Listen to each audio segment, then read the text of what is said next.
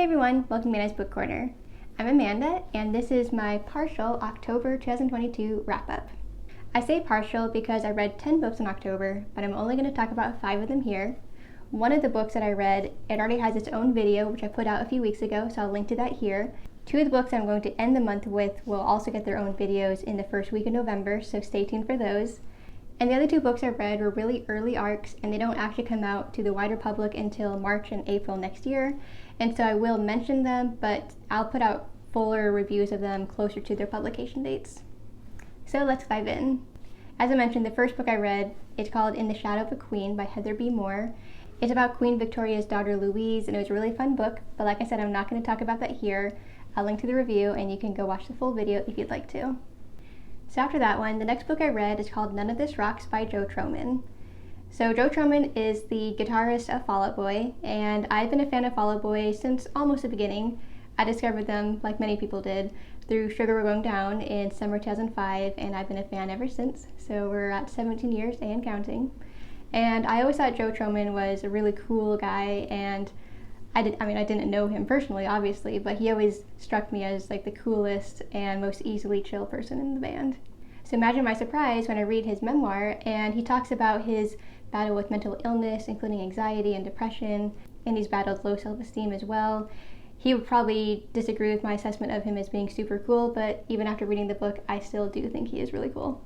So while I do have his signed hardcover right here in my hand, I actually listened to the audiobook because he narrates it himself, and I always like to hear people read their own memoirs. It adds a certain level of intimacy that I really like. So I did listen to his whole memoir as an audiobook, and I really enjoyed it. He goes through his life more or less chronologically, starting off with where he grew up in Florida, and then how he moved around and ended up in the greater Chicago area. And he talks about his family and his mother's own battle with mental illness, and the kind of resulting emotional distance that she had, and the kind of troubled relationship that he had with his mother. He also talks about how close he is with his father, and some of the issues that they as a family dealt with, including anti-Semitism because they are Jewish, but also the kinds of things that he personally dealt with. He was diagnosed with depression at the age of 11, which is quite young for that, I think. And he had a lot of low self-esteem, and he talks about how guitar and rock music in general ultimately saved him. And then of course he does dive into Fall Out Boy, which he founded with Pete Wentz, and how they discovered Patrick Stump and then later added Andy Hurley. And from there it becomes a little bit less chronological. He jumps around between different themes, including addiction and depression and his back issues and Fall Out Boy's rise to fame, and then the kind of resulting struggle that he felt with what his role in the band really was anymore. The book isn't so much focused on Fall Out Boy. It's not really like a tell-all, like big secrets revealed thing about the band. He does talk about the band, of course, and he does talk about his close relationship with his band members, but the book really is ultimately about his own coming to terms with himself and his battle with depression and how he has navigated that throughout his adulthood. He talks about a lot of different things that are very relatable, and I think it makes him seem very down to earth. The book also does have a lot of his own style of humor, and it can be very funny and silly kind of humor. Sometimes he goes off on kind of seemingly random tangents that go on for a little while before ultimately coming back to his main point. So it is a little bit of a funnier and more loose and silly kind of memoir, but even so it does talk about very important issues, and I really enjoyed this chance to get to know him on a deeper level than I ever have. I always love reading music memoirs about the musicians that I listen to and that I'm a fan of, and this was a great book for me, and I really enjoyed it. And as a Fall Out Boy fan in particular, I thought it was wonderful. Even if you're not a Fall Out Boy fan, it's a really great account of someone with mental illness and someone who is Jewish and someone who is coming to terms with his role in life and in a band, and I just think it's a really great book, whether or not you're a fan of Fall Out Boy already. So I gave this book 4.5 stars. So after that, I wanted to get into spooky season, which October is known for. So the rest of the books I talk about will be kind of more on the spooky, like horror and thriller side of things. The first one I read is The Hacienda by Isabel Canyes. So I read this one partially because I wanted to honor Latinx Heritage Month, which goes from September 15 to October 15. So I did read it in the first half of October, but also because of course it does fit with spooky season. The Hacienda came out in May this year, and I've been very excited to read it, but I did hold off because I wanted to read it in October, so I did. This book is set in the 1820s in the aftermath of the Mexican War of Independence, and it follows Beatriz, whose father was just murdered, and she and her mother don't really have any options available to them. In order to improve their circumstances, Beatriz ends up marrying a man that she doesn't know very well. His name is Rodolfo Solorzano, and he is very wealthy. And so they get married, and he takes her out to his Hacienda San Isidro, which is in the Apan Valley of Hidalgo. So it's very rural, very isolated from the kind of city that she's used to. She did grow up in the capital, and so she's used to having people around her. She ends up in this hacienda, and after Rodolfo decides to leave again, she's stuck at this place with his sister, who is not very welcoming, a little bit hostile to be honest, and the servants, who are similarly absent or unfriendly and unwelcoming.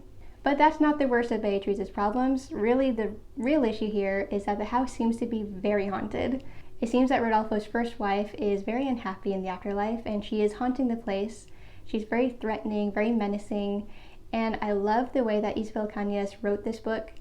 It has a very classic kind of gothic feel. It's very dreamy and hazy the way it's written, and the horror really does come in very early on in the book. You can feel the cold temperature of the hacienda where Beatriz is staying. You can hear the creepy creaking of the floors and the pounding of fists on the door in the middle of the night when there's no one else in the house. You can feel her terror when she discovers a skeleton in a certain room of the house, and then her disorientation and confusion when it seems that actually there's nothing there and people are thinking maybe she's crazy. But she's not crazy. She's definitely being haunted, and she's terrified for her life, and she's quite certain that she will die in this house. So the book is pretty scary. I will say that I am a big horror fan. I watch a lot of horror movies, and so my threshold for fear is pretty high. I wasn't exactly scared, but I definitely got the right vibes from this book, and I really appreciated that. Ultimately, Beatriz has to seek out help of a local priest. His name is Padre Andres, and he does help her. To be fair, he's not just a priest. He's a little bit unorthodox. He might have some other tricks up his sleeve to help her with exorcising this place or otherwise getting rid of this evil spirit. And although Beatriz is married to this distant and possibly horrible man, and although Andres is a priest, there is a bit of a romance between them. I wouldn't say this is a romance book, but there is an element of kind of a gothic romance playing in the background behind the horror that really takes up the bulk of the book. So I really enjoyed this book. It has the supernatural and ghosty feels that I love. That's my favorite kind of horror. And I love the setting in Mexico and in the aftermath of the Mexican War for Independence. I love the setting and the way things unfold, and I love that Beatriz isn't a completely ridiculous and unrealistic character in a horror movie. She doesn't make stupid decisions. She makes decisions that make sense for her and her circumstances, and she does try to resolve the issue very early on, so I do appreciate that. So I thought this was a very well-written book, and it is her debut novel, so I very much look forward to whatever Isabel Canyes puts out next. This was a great one and perfect for the spooky season vibes. I give it 5 stars. Next up, I read Sign Here by Claudia Lux, which is another debut novel. So this book has gotten a lot of buzz, and I was very much looking forward to it ever since I first heard about it, and I was very happy to get an arc of it as well. It has a really fun synopsis. It's about this guy named Peyote who is in hell. He literally has died and has gone to hell, and he works in hell, and his job is kind of a sales job, which makes sense given where he's living. And his job is to basically coerce innocent people on Earth into signing a contract which will ultimately bind them to an eternity in hell, no matter how good or bad they might have been on Earth. People do this because of desperation, and maybe they're trying to save a loved one, or maybe they're trying to get into their dream career. Whatever the case might be, they call on help, and instead of maybe God appearing, the devil or one of his workers, in this case Peyote, shows up and has a contract ready for them to sign. And most people don't read the fine print, so that's probably on them. So Peyote has a new co-worker. Her name is Calamity. She's a bit of a wild card, I will say. I don't want to say too much about her, but she's definitely a fun character. And Peyote is also following this family on Earth, the Harrisons, and he has a goal to sign a 5th one in the family. If he does so, he gets a special bonus that I'm not going to tell you too much about. But it is part of a bigger plan that he has for a very significant promotion. The book is divided into very short chapters. About half of them are from Peyote's perspective, and they follow him as he and Calamity go about their business in hell and on Earth, getting people to sign their contracts, and his kind of mission that is slowly but surely advancing and kind of uncovering what his actual plan is. On the other hand, we have other chapters that follow various members of the Harrison family, including the dad Silas, the mom Lily, and then their two teenagers, Mickey and her older brother Sean. And there was a girl that Mickey just recently befriended who is going to be a bit of a catalyst for certain things. So it follows this family and how Silas and Lily had started a relationship when they were young, and certain things that happened during their adolescence, and how that has affected them up through adulthood and now that their kids are teenagers, and being back in the family home where they vacation every summer, and kind of seeing how things are going to unfold and play out there. So although the summary for this book looked very fun and I was so excited to read this one, I will say my reaction to it was a little bit more middle of the road, I guess. I will say I really enjoyed Peyote as a character and his plot points and his motives and this kind of character he was. His parts were always very fun. I also really enjoyed the way hell is described in this book. For example, as I mentioned already, he has a sales job which he'll have for all of eternity, which sounds a little bit awful in my opinion. No offense to anyone who works in sales. They use beepers to communicate with each other instead of cell phones or anything else that's more normal. They have the beepers. Each person there also has a customized music playlist that's always playing constantly. It's whatever music that they hated most on Earth, that's what they get to listen to in hell for the rest of eternity. And the music is always just a little bit too loud and it just sounds awful. So there's a lot of things that are described in hell that are just really fun and a very creative way of describing it, which I think is really wonderful. So all of that I loved. What I didn't love is basically the rest of it. Although I liked Calamity's character, I didn't like the way her backstory was revealed. I didn't really connect with it that much. I also didn't much care for the Harrison family. It was kind of a family drama situation, and I just didn't really connect with the characters, and I didn't like the story. I didn't like the way things unfolded. So that portion of the book was kind of a miss for me.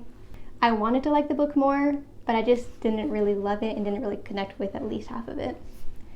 I will say that it was a very fast-paced book and I got through it very quickly, but ultimately I was feeling more and more let down as I got to the end. So in the end, I give this book 3 stars. However, I would be happy to read more from Claudia Lux and see if maybe her next book connects more with me. Next up, I read What Moves the Dead by T. Kingfisher. This book has been getting a lot of buzz ever since it came out in July this year, and I've been very excited to read it. I actually have another book of hers on my shelf called The Hollow Places, and I've been planning to read it, and I just haven't quite gotten to it yet. But I did pick up this one this summer, and I decided to start with this one instead. It's a very short book. It's a novella, and it's only about 160 pages long. It's also a retelling of Edgar Allan Poe's The Fall of the House of Usher. I've not read that one before, so I was unfamiliar with the source material, but even so, I went into this book really excited, and I really enjoyed the way everything played out. The year is 1890, and Alex Easton has recently received a letter from their childhood friend Madeline Usher, and she has said that she has a terrible illness. It's unexplained what it is, but she fears that she may be dying. So Alex decides to make their way to where she and her brother are living in their very dilapidated house, their mansion, the Usher mansion.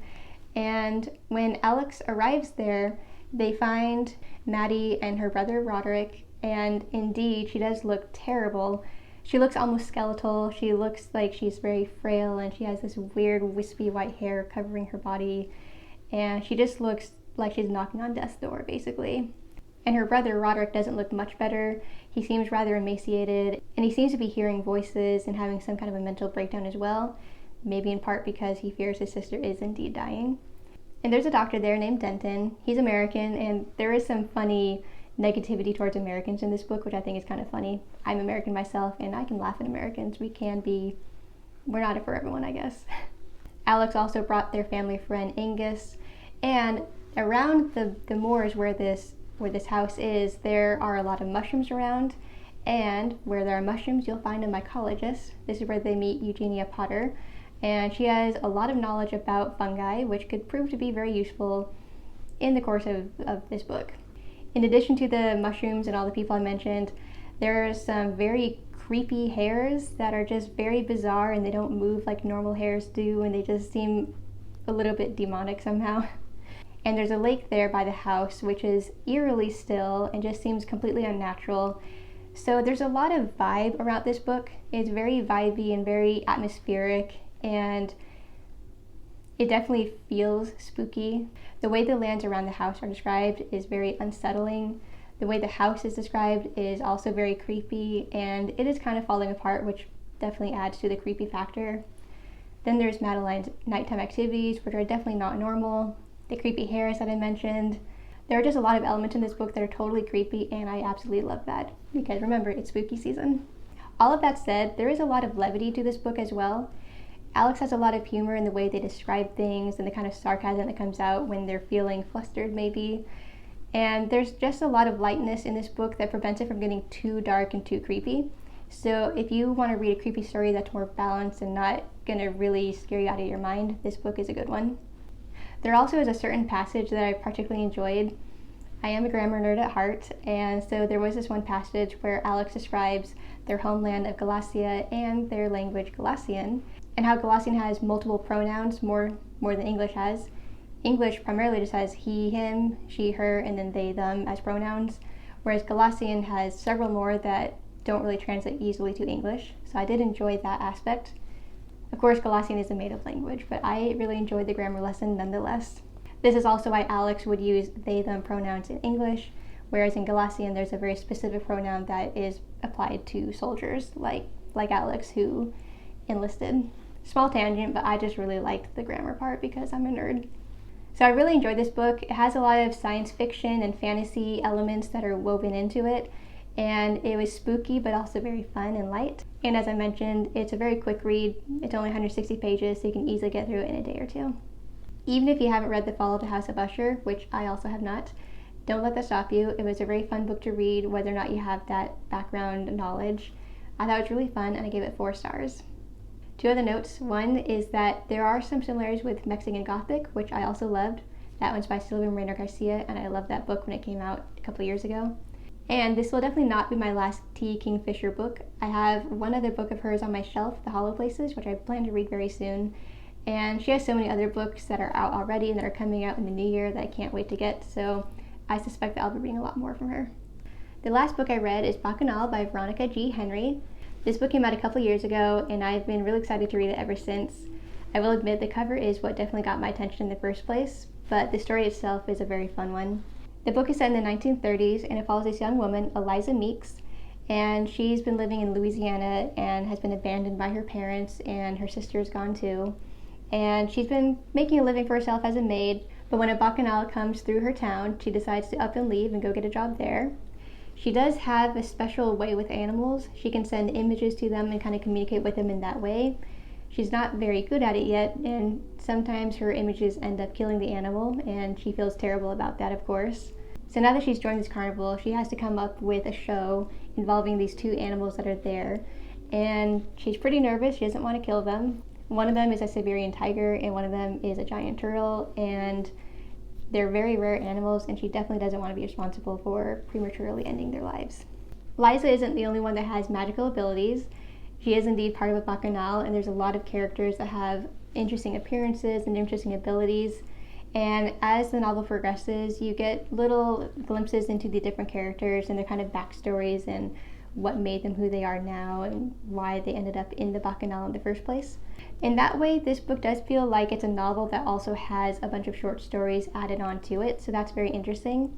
Not all the characters are nice though. Some of the characters will be allies to Liza, some might be romantic interests for her, and others might ultimately be a foe that she needs to watch out for. And indeed, there is danger in this bacchanal. There is definitely an evil presence that Eliza doesn't know about, and most of the Canyes, as they call them, also don't know about. But there is this evil presence that we, the readers, are aware of, and this kind of demon lady does have a mission that she's on, and she's trying to find someone. And so there's a little bit of a mystery around that, and a little bit of anticipation waiting to see how everything is going to finally explode towards the end of the book. Of course, that demon lady isn't the only one who's looking for someone. Liza is also looking for her lost family, and most specifically, her younger sister. Bacchanal is a very magical and fun book, and I think it draws from African mythology, if I'm not mistaken. There are several characters who are originally from Africa, or their ancestors are. mostly from Nigeria, but also from Zaire and Senegal as well. I do believe the demon lady was also from Nigeria. So although this looks like a very fun kind of thriller with a lot of magic and suspense thrown into it, it's actually rather a slow-moving novel, and the pacing isn't always consistent. Some parts are a little bit more fun and exciting, and others kind of lull for a little bit. So I do think that the narrative could have been tightened up in a way to make it more consistent and a little bit faster paced throughout the whole novel. The characters weren't always very easy to relate to either. Liza in particular could be a little bit abrasive in certain ways, and sometimes you just didn't understand why she reacted the way she did with some people.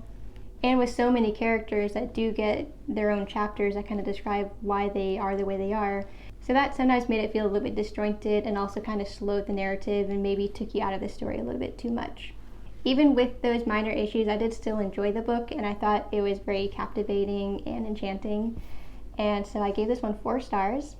Also, I did listen to the audiobook. I'm not sure if I mentioned that, but I listened to the audiobook version of it, and I really liked the narration. I thought the narrator did a wonderful job with bringing the whole story to life and kind of infusing it with extra energy and just a dynamic that really worked for me. This was Veronica G. Henry's first book, and I do definitely plan to read more from her. I have one other book of hers on my Kindle that I want to get to, and there's a sequel to that one coming out in the new year, so I do hope to get to those 2 very soon. I'm just going to briefly mention the 4 other books I read this month. One of them was The Haunting of Alejandra by V. Castro. This one comes out next April, and it is a horror book. Just like the Hacienda, I read this one for both Latinx Heritage Month and for spooky season. It had to do with intergenerational trauma and also being haunted by a real demon.